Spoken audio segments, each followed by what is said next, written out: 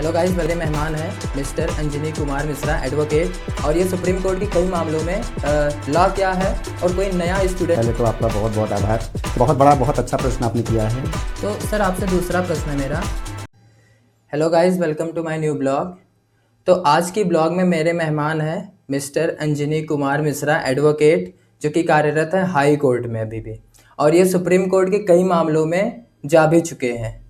तो आज मैं इनसे पूछने जा रहा हूँ कि लॉ क्या है, और कोई नया स्टूडेंट लॉ के बारे में जानना चाहता है या उसमें एडमिशन लेना चाहता है, आगे की पढ़ाई कंटिन्यू करना चाहता है, तो वो कैसे करे। सौरभ जी, सबसे पहले तो आपका बहुत बहुत आभार कि आपने मुझे इनवाइट किया इस अपने ब्लॉग के लिए। बहुत बहुत थैंक यू। और आप सभी को भी मेरा प्रणाम।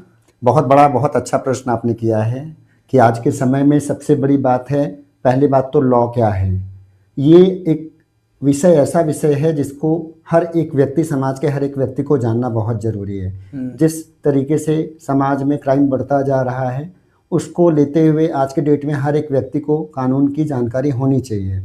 अब दो चीज़ें होती हैं, एक होती है कानून की व्यवहारिक जानकारी और एक होती है सैद्धांतिक जानकारियाँ।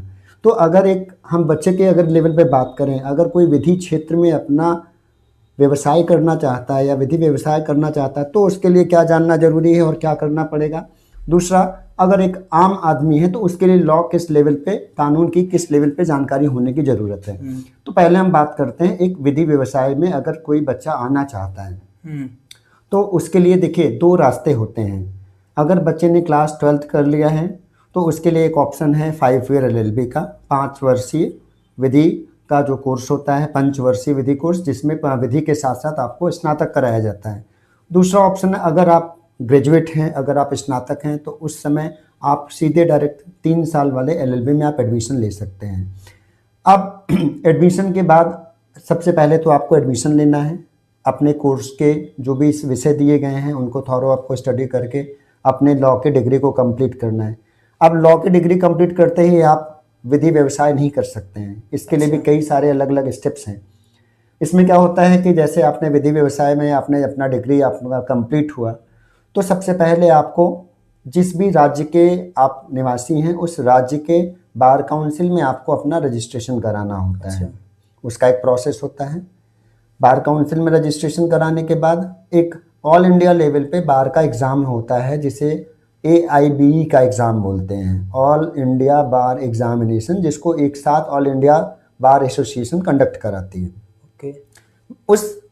अब यहाँ पे दो चीज़ें हो गई। अगर आपने AIBE क्लियर कर लिया, उसके बाद आपको उस पर्टिकुलर डिस्ट्रिक्ट कोर्ट में आपको अपना रजिस्ट्रेशन कराना, जहाँ पे आप प्रैक्टिस करना चाहते हैं।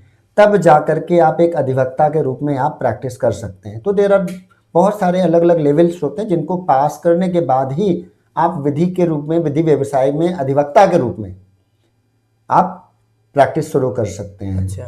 और एक चीज़ और है, अगर आप विधि के व्यवसाय में अगर आप प्रैक्टिस नहीं करना चाहते हैं तो आप सिंपल, अगर आप लॉ ग्रेजुएट हैं, लॉ ग्रेजुएट होने के बाद आप लॉ करने के बाद किसी भी प्राइवेट कॉरपोरेट सेक्टर में आप अपना एक नौकरी के रूप में आप कर सकते हैं, उसको कंटिन्यू कर सकते हैं। बट अगर आपको एक अधिवक्ता के रूप में अगर आपको प्रैक्टिस करना है, विधि व्यवसायी बनना है, तो इस केस में आपको AIB का exam, bar council Uttar Pradesh में या जिस भी स्टेट में, वहाँ का रजिस्ट्रेशन कराना, और अपने जिस भी तहसील का या स्टेट डिस्ट्रिक्ट का या हाई कोर्ट का जहाँ का भी हो, वहाँ पे आपको रजिस्ट्रेशन कराना जरूरी होता है। बिना रजिस्ट्रेशन के आप प्रैक्टिस नहीं कर सकते हैं। तो ये तो बात रही जहाँ पे एक विधि व्यवसाय बच्चा, अगर कोई भी व्यक्ति विधि व्यवसाय में पूर्ण रूपेण अपना सहयोग देना चाहता है। दूसरी बात होती है एक आम आदमी की बात होती है। एक आम आदमी के लिए भी कानून की जानकारी होना बहुत आवश्यक है आज के समय में। एग्जैक्टली। क्यों सवाल उठता है कि क्यों जरूरत है? क्योंकि हमारा जो समाज है, समाज में जैसे जैसे पॉपुलेशन बढ़ती जा रही है, पॉपुलेशन के साथ में टाइप ऑफ क्राइम बढ़ते जा रहे हैं। बिल्कुल, अलग अलग प्रकार के क्राइम बढ़ते जा रहे हैं। तो उन क्राइम से निपटने के लिए हमें उस पर्टिकुलर कानून के बारे में जानकारी होना बहुत अत्यंत आवश्यक है। तो सर, आपसे दूसरा प्रश्न है मेरा कि सपोज दैट मैंने लॉ किया और मैं प्रैक्टिस नहीं करना चाह रहा हूँ, तो क्या मैं बिना प्रैक्टिस के अपने करियर को कंटिन्यू कर सकता हूँ? बहुत बढ़िया आपने प्रश्न किया है। देखिए, बहुत सारे बच्चों के मन में ये प्रश्न उठता है कि अगर मान लो मैंने लॉ कर लिया है, बट हम प्रैक्टिस अगर नहीं करना चाहते हैं तो हम उस अपनी लॉ के डिग्री को कैसे यूटिलाइज कर सकते हैं। देखिए, आज के जो सिनेरियो में, आज के समय में जो विधि का क्षेत्र है बहुत विस्तृत हो चुका है, बहुत व्यापक हो चुका है। हर जगह में देखिए, मेडिकल फील्ड में भी लॉ की ज़रूरत है, बिल्कुल। लॉ के फील्ड में लॉ की ज़रूरत है, एजुकेशन में भी लॉ की ज़रूरत है, आप किसी भी क्षेत्र में, बिजनेस में लॉ की ज़रूरत है, क्राइम में लॉ की ज़रूरत है। अब जैसे मैं तो ब्लॉग बना रहा हूँ तो इसमें भी मुझे एग्जैक्टली इसमें भी आपको लॉ की ज़रूरत है कि किन किन लॉ को फॉलो करते हुए आप किसी वीडियो को आप बनाओगे, बना सकते हैं। किन चीज़ों को आपको उसमें समावेशित करना है, किन चीज़ों को नहीं रखना है, कैसे टॉपिक, कैसे मुद्दों को रखना है, जिससे आपको एक आने वाले समय में किसी अलग कानून के तहत आपके खिलाफ कोई ना नोटिस जारी कर सके, ना ही आपके खिलाफ कानूनन कोई एक्शन ले सके।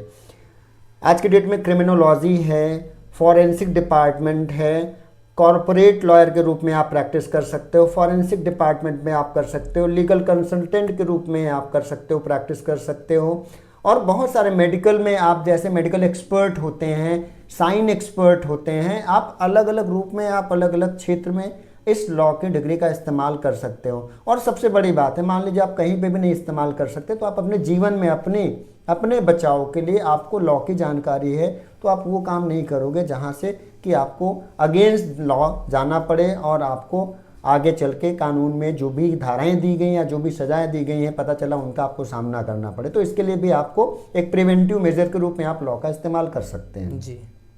ठीक है, बहुत बहुत आपका धन्यवाद। आपने एक ऐसा ज्वलंत मुद्दा उठाया जो आज के समय में बहुत ज़्यादा जरूरी है। आपका भी बहुत बहुत धन्यवाद सर बहुत बहुत आने के धन्यवाद। लिए।